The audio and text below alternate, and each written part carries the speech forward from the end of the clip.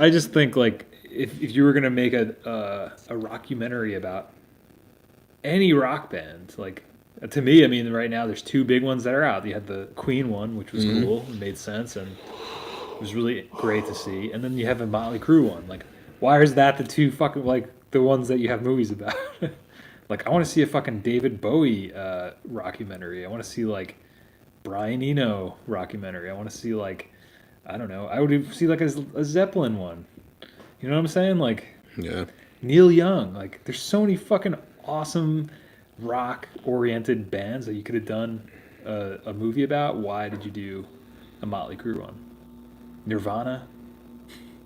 The Nirvana one, because of licensing, you'll never get. But Right, I think know there's like other I would ones done about that, you know, with Right. like, you know, different people. But I'm just giving the point. There's so many other bands. Why the fuck even just from the 80s, man. But Like, Motley Crue in the last, 5 years or so, they're done touring, they're not recording, they're not playing anymore.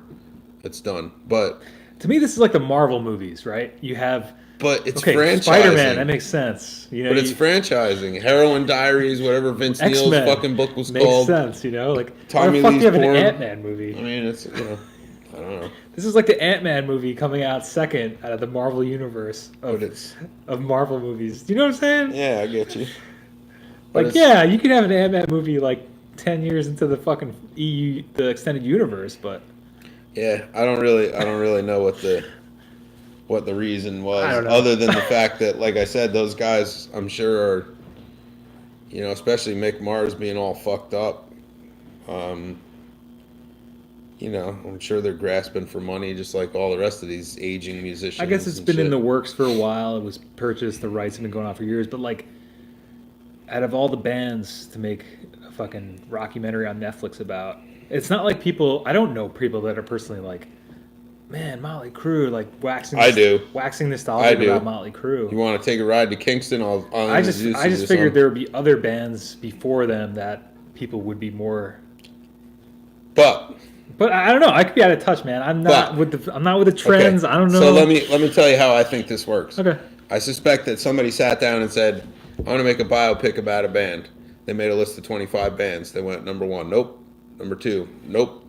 Number 3, maybe, Number 4, can't nope. get the rights. Yeah. Nope. And then they got down to like 24, and it was like Motley Crue, and they're like,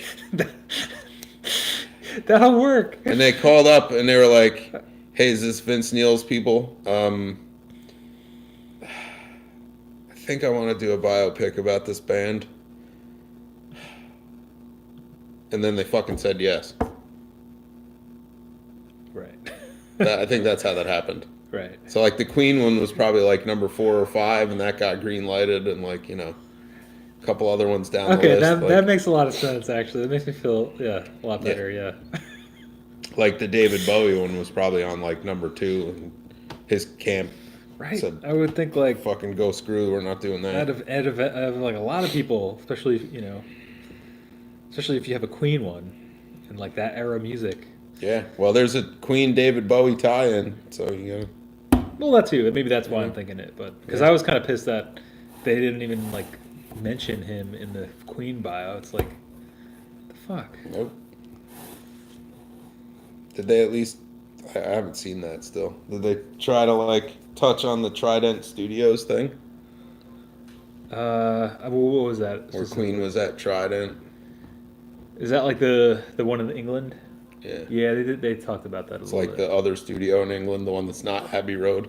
Right. Yeah. Yeah. Yeah, they talked about that a bit. I think that's where they're showing Freddie Mercury writing like Bohemian, starting to write it there.